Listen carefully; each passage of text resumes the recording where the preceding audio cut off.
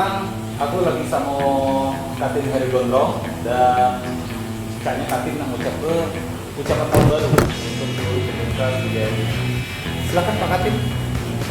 Selamat tahun baru buat pemirsa Sriwijaya TV dimanapun Anda berada. Semoga di tahun 2020 kita mendapatkan manfaat dan waktu yang baik. Serta untuk keamanan tetap kita harus kita jaga dan manfaatkan momen tahun baru kita untuk di acara-acara yang positif, bermanfaat bagi keluarga, rekan dan ya teman-teman kita sekalian.